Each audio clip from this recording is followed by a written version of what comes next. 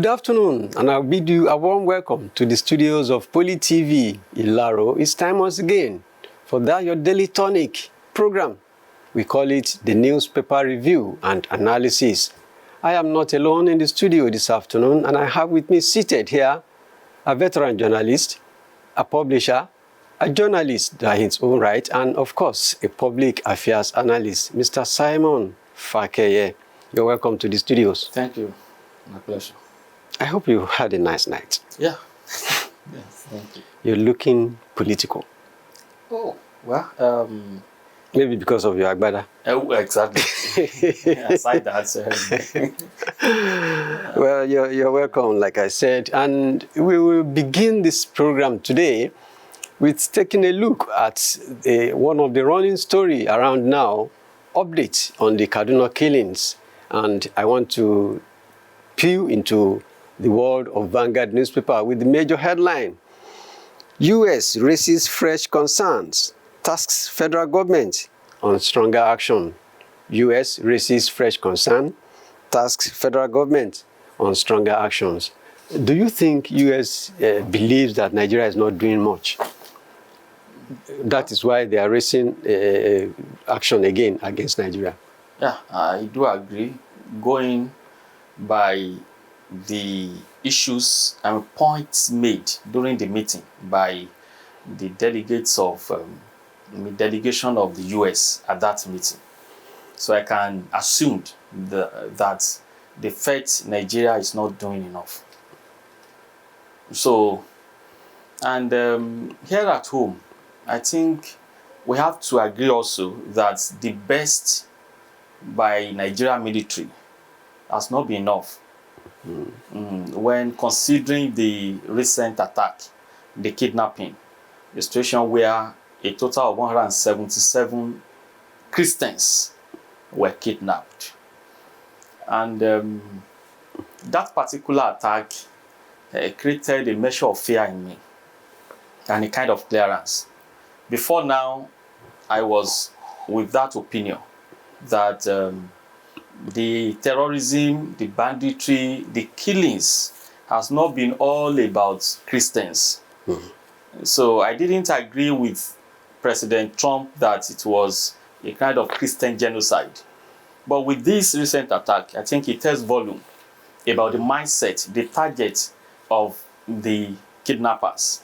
Why targeting the Christians? When I was reading a write-up on the internet, I came across that piece that said the kidnappers claimed that they made they did the kidnapping because they want government to release about 10 or 17 motorcycles collected from them by the military during a military attack.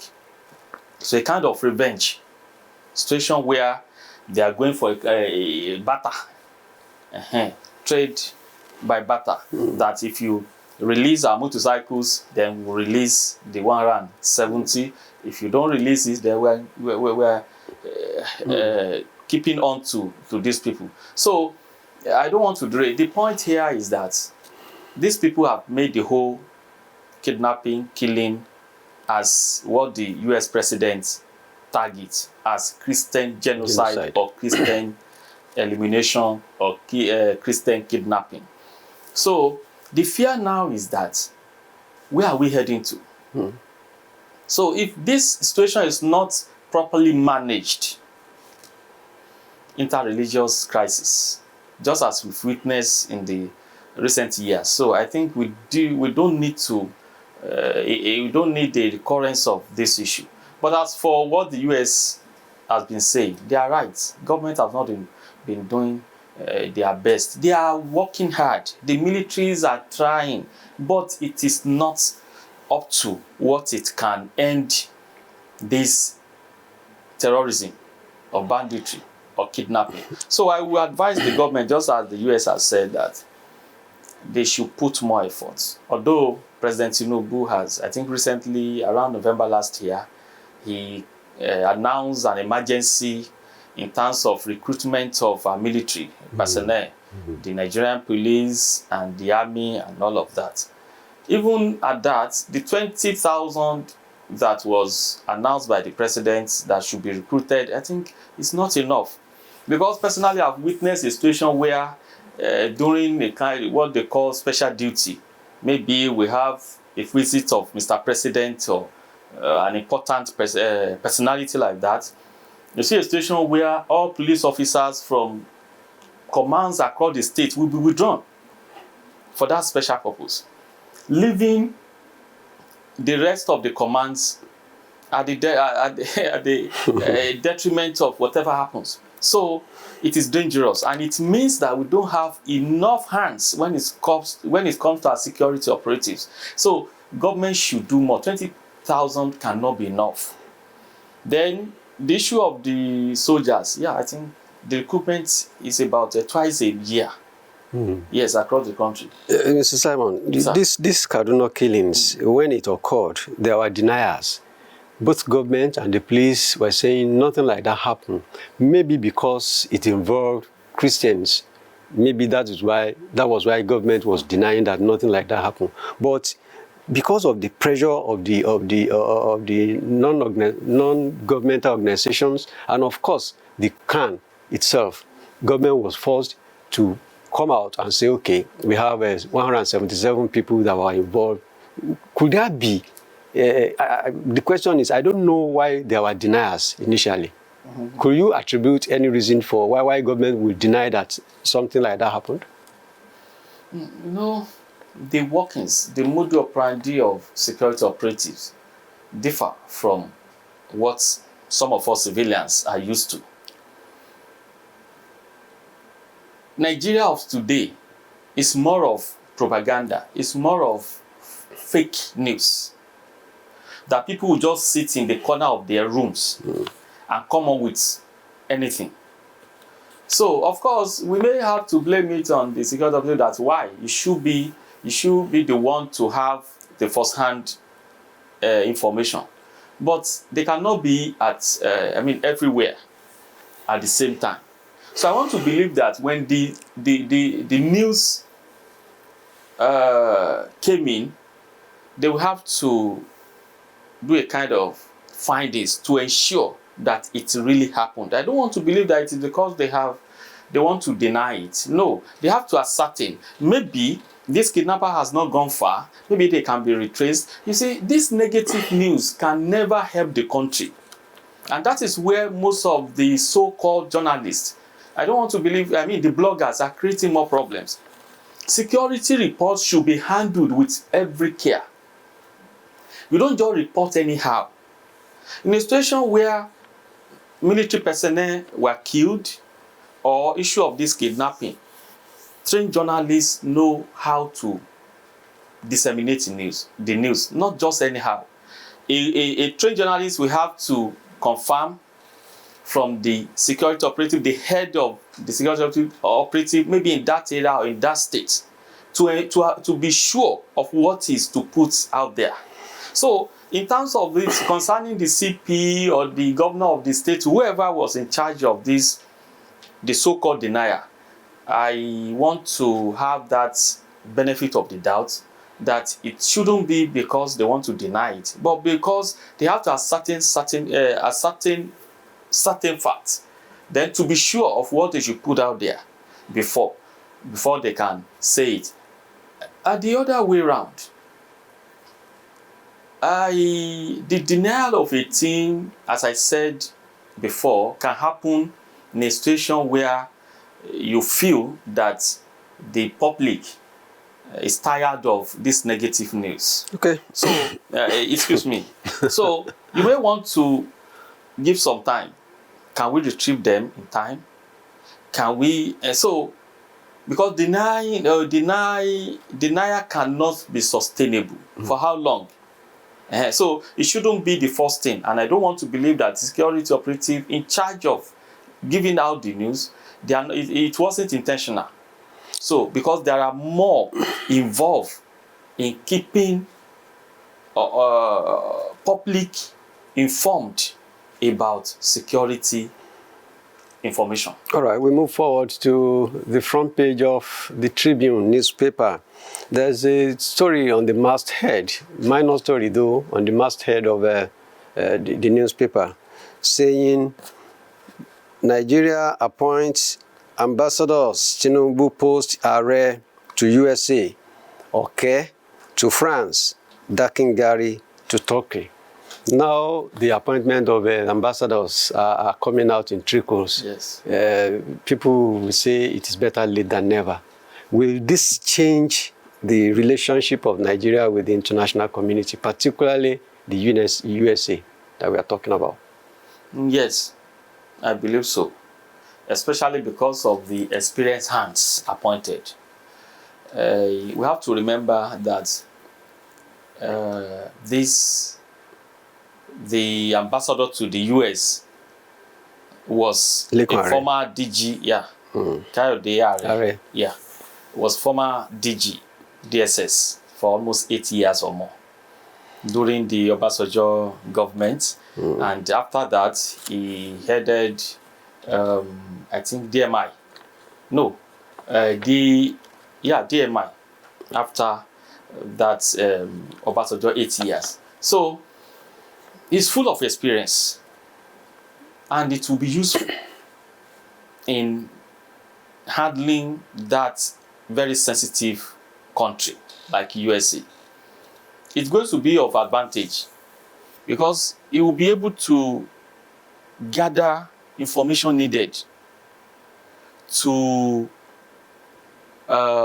negotiate, to lobby, and do necessary things that we put Nigeria in a safe position when it comes to international relations.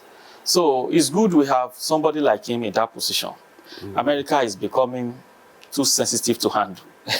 Apologies. So we need somebody who has been in that situation, who knows what is obtainable when it comes to intelligence gathering, when it comes to security aspects, when it comes to economic and all of that. This man is fast. And you have to remember that even right from school, he was a first-class student.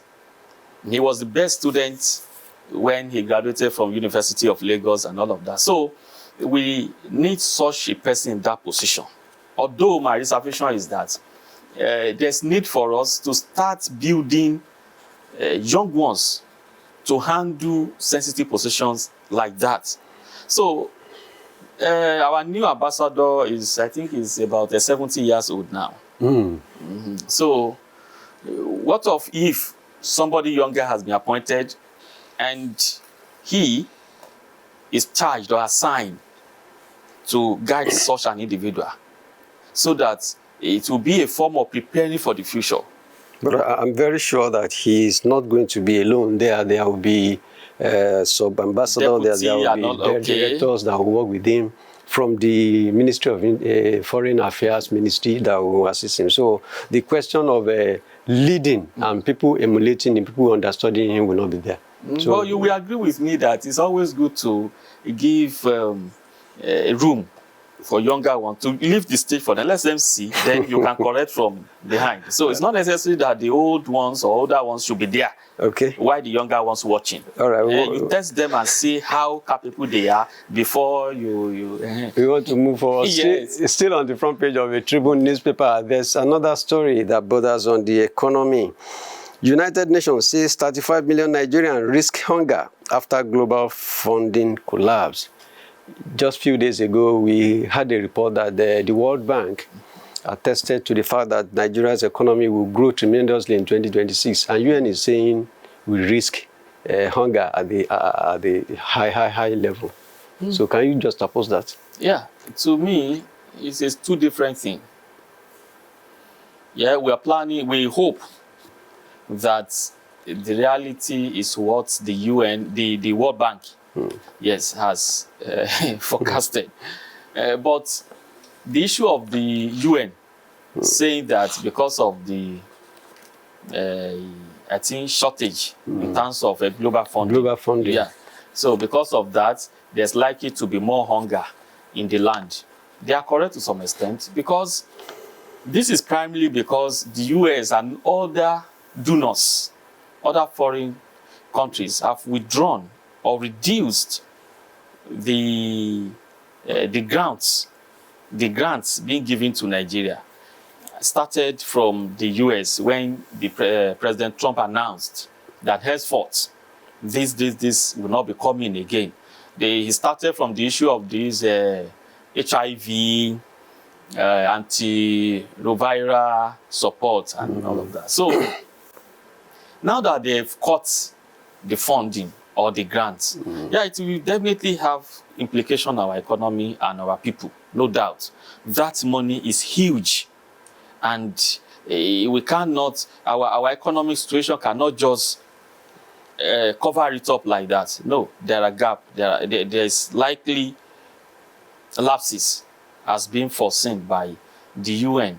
But what I would say is that now that the World Bank said Nigeria is will witness more growth, fine, maybe that can do more in filling up the gap. But it is a message for government, federal government in particular, and state governments to know that maybe they have to make provision for production of more food, or to ensure that there is food security in the land. Since the days of late former President Muhammadu Buhari, there have been programs through the central bank that more farmers should be empowered, tools, equipment, farming equipment should be provided for farmers.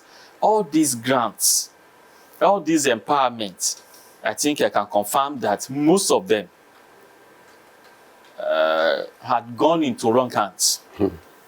Even the cash. The real farmers don't get these things. So government should create a monitoring team that have the same mindset with the government, that can defend the federal government program, as in ensuring that the real farmers, the actual farmers, were given the tools, the empowerment, the capital, and all of that, even the seedlings, so that there will be more food for our people. They should make sure that that program or that monitoring get to the grassroots, even the local government. Try to say, I'm aware during, when Governor Ibukula Amosun was there was this equipment that were monitoring the farmers in the farm.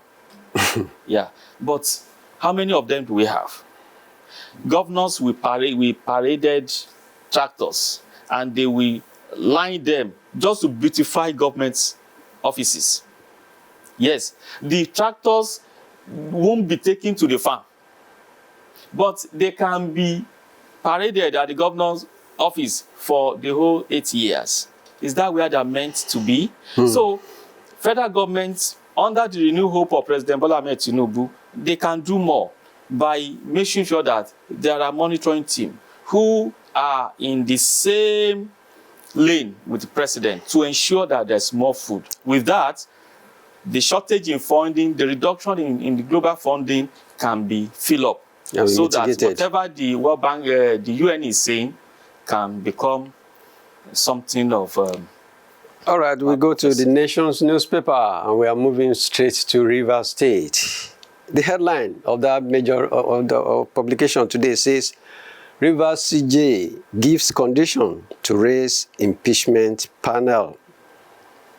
I read into that story, and what the CJ was saying was that because of some subsisting injunctions, he could not attend to the notice given by the House of Assembly. So the investigative panel by the judiciary will not come in place as long as the injunctions is subsisting.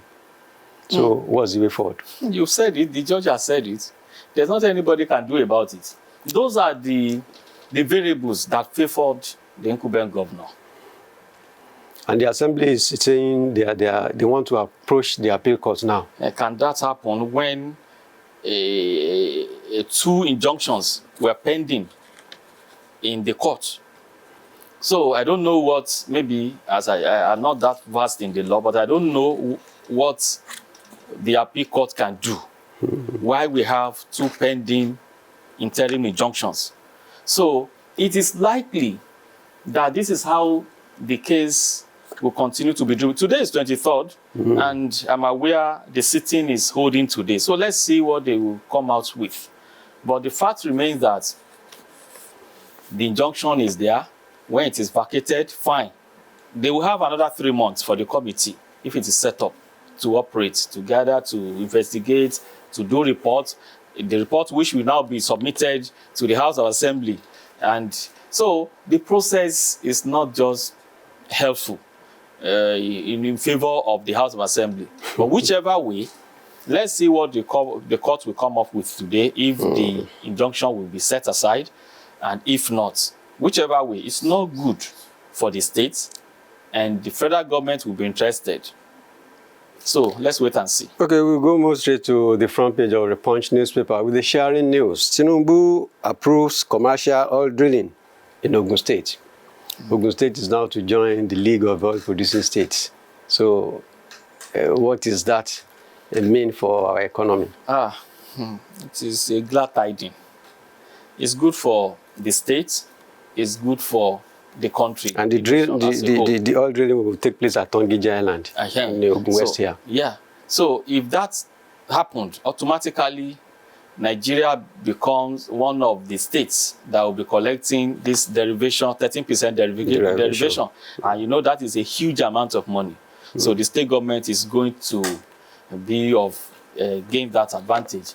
But locally, people are going to benefit from it greatly, because it's going to create more employment opportunities for the locals. And the employment is not going to be just any employment. This is oil processing refinery, let me put it that way. So there's going to be a good boost in the local economy. There will be employment, there will be other benefits. So it is, and it will position the state for, as I said, that 13% derivation. There will be other advantages. It's good for us. It will expose this area, the state economically, and the people are going to be the most beneficial of the whole process. Mr. Simon, because of our time, let's talk briefly about another worrying story, worrying development on the front page of The Guardian newspaper. We don't have much time. Okay. The Guardian is saying how poor services, high costs of drugs, and easy access to drugs is fueling drug addiction. Yeah. Those factors, they are really affecting or causing drug addiction. No, this addiction of a thing is not just, it's not a minor issue. It costs lives. The addiction of especially the pain relief drugs, we were told by health officials that this drug is, it causes terminating illnesses. So, and why do are we worried about this? It's because of the fact that the newspaper mentioned high cost. It mentioned poor services. Yes, when you get to a nearby hospital, either primary health care or general hospital or state hospital, and you can't get adequate medical attention. So people resort to self-medication. To self-medication. And this medication, self-medication is all this 8 something. I don't want to use your name. So, apologies. When people take it, because they don't know the root cause of the ailment, they just take these drugs, they will need more, especially the pain reliefs. The more they take it, the more damage it causes for their body system. So at the end of the day, people become addicted to drugs that destroy or kill them. So it is a strong call to government that they should be more responsible when it comes to budgetary allocation to health sector. This is General Hospital at here. Anybody can go there. I'm sure their ambulance is not working. I'm very sure, yes, there's no drug in their pharmacy. And take, for instance, this eye problem. When you go there to do these glasses, the fastest, if you are so fortunate that they fast tracked it for you, maybe in 2 weeks, you can get these glasses. But when you go to any roadside or any optical center at Abeokuta, you wait and get it in the next 30 minutes. Everything is ready. Okay. What is obtainable at the General Hospital is that it takes 2 to 3 weeks before you can get glasses that can correct you. Mr. Simon, thank you for your thoughts and thank you for your submission on that. We know that the health sector in Nigeria needs serious rejuvenation. And of course, I know government has taken note of that. And it is not even about budgetary allocation. Even if the budgetary allocation, if the amount allocated is judiciously spent, at least everybody will see the benefit of it. We want to implore government at least to do what is right for the people. Health issue is a very serious issue and it concerns life. Yeah. It is on that note that I want to sincerely thank you once again for finding time to be here, and I want to wish you a blessed weekend. Thank you, sir. Same to you. So we will take in a leave of you now and we'll come back next week. Have a beautiful weekend.